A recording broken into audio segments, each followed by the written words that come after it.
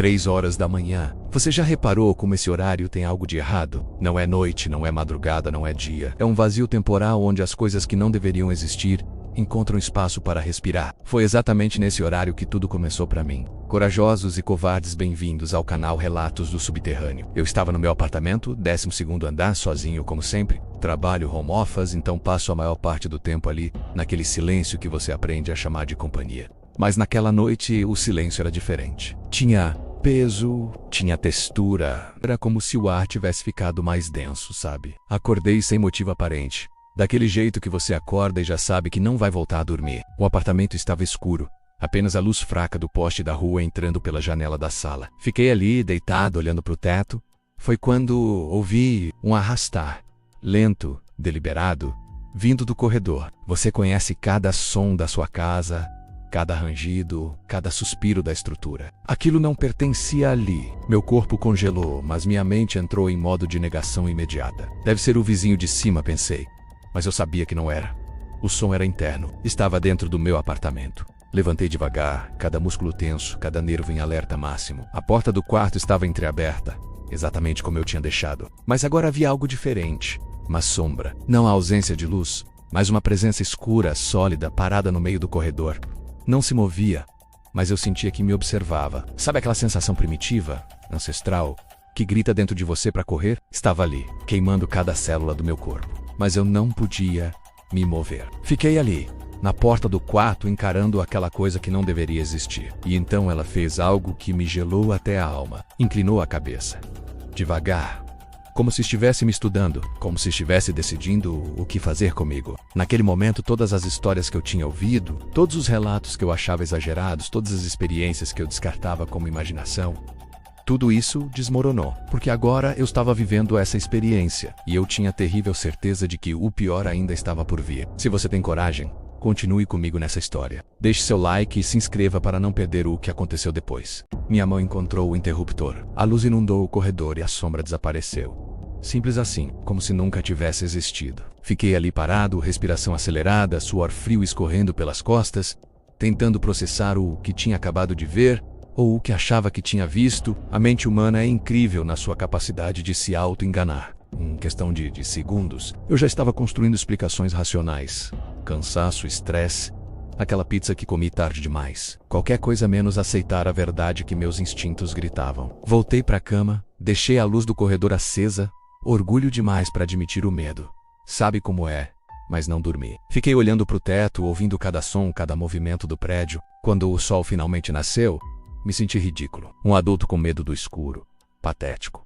A vida seguiu. Trabalho, rotina, Netflix, delivery, tudo normal. Até que 3 noites depois, aconteceu de novo. Mesma hora, 3 da manhã. Acordei com aquela sensação de estar sendo observado. Dessa vez não ouvi nada, mas senti. O ar tinha aquela densidade de novo, aquele peso que não deveria estar ali. Não acendi a luz imediatamente. Fiquei quieto, testando minha própria coragem, provando para mim mesmo que não havia nada. Foi quando eu percebi a minha porta, que eu sempre tranco antes de dormir, estava aberta. Não entreaberta, completamente aberta. E eu moro sozinho. 12º andar. Janelas fechadas. Ninguém tinha como entrar. Ninguém humano, pelo menos. Levantei devagar, com um coração batendo tão forte que eu sentia nas têmporas. Caminhei até a porta. Olhei para o corredor, vazio. Mas no chão, bem na frente da porta, havia algo que não estava ali antes. Pegadas. Pegadas molhadas, como se alguém tivesse saído de um banho e caminhado até ali. Mas não eram pegadas normais.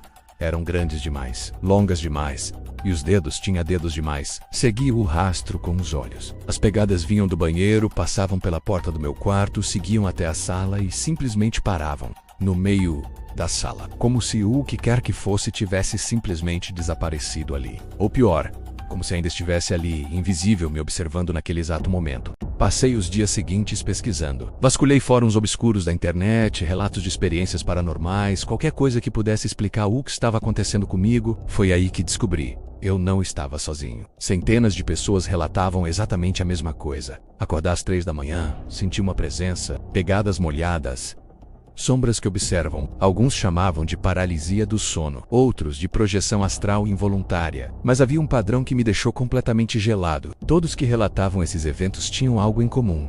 Moravam sozinhos, Viviam isolados. E em algum momento, todos mencionavam a mesma coisa. A entidade não apenas observava, ela esperava. Esperava o quê? Ninguém sabia ao certo. Ou, pelo menos, ninguém que soubesse tinha sobrevivido para contar. Chegou a 12ª noite, 3 da manhã. Mas dessa vez, eu estava preparado. A câmera do celular estava gravando, luzes estrategicamente posicionadas e uma faca de cozinha embaixo do travesseiro. Ridículo. Eu sei. Como se uma faca adiantasse contra algo que desafia as leis da física. Mas me dava uma falsa sensação de controle. Acordei no horário exato. Não foi algo gradual. Foi como se alguém tivesse simplesmente ligado um interruptor na minha consciência.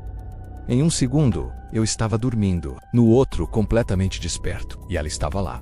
Mas não no corredor dessa vez. Estava no canto do meu quarto, parada, observando. Mesmo com a luz acesa, eu conseguia ver. Não era uma sombra. Era algo sólido, real, mas feito de uma escuridão que parecia absorver a luz ao redor. Tinha uma forma quase humana, mas as proporções estavam todas erradas.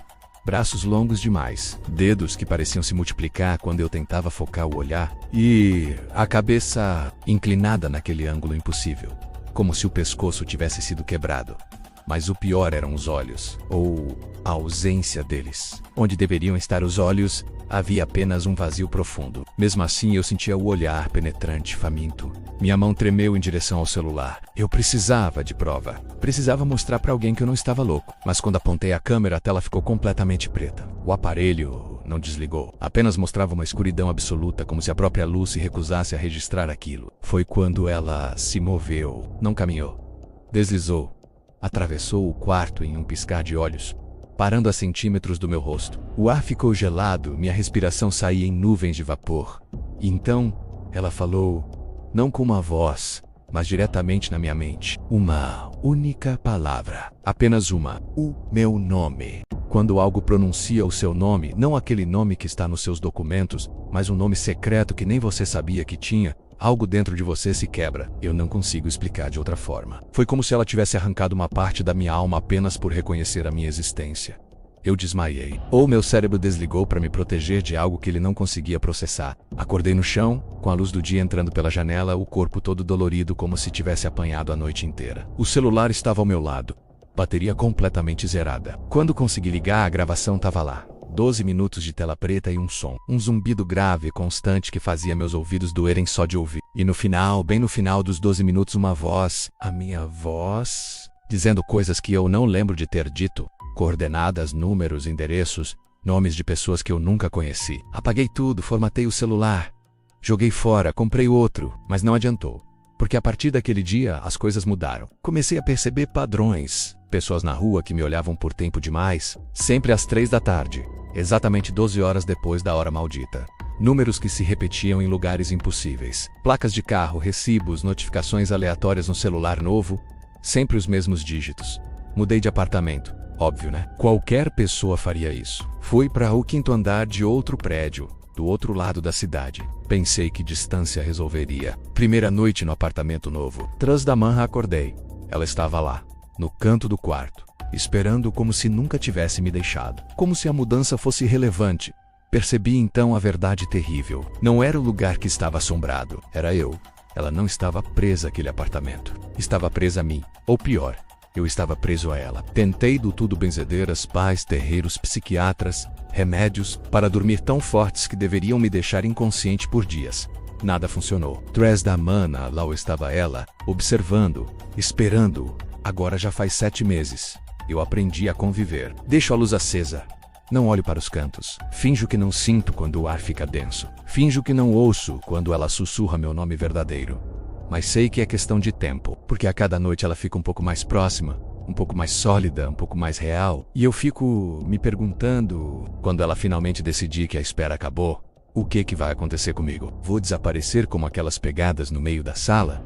Vou me tornar parte dela? Ou pior, vou me tornar como ela, preso entre mundos, esperando no canto do quarto de outra pessoa? Se você está ouvindo isso e já acordou às 3 da manhã sentindo que algo te observa, eu sinto muito, porque agora que você sabe, ela sabe que você sabe. E a espera começa agora. Se você gostou, deixe seu like, inscreva-se no canal e ative o sininho para mais histórias.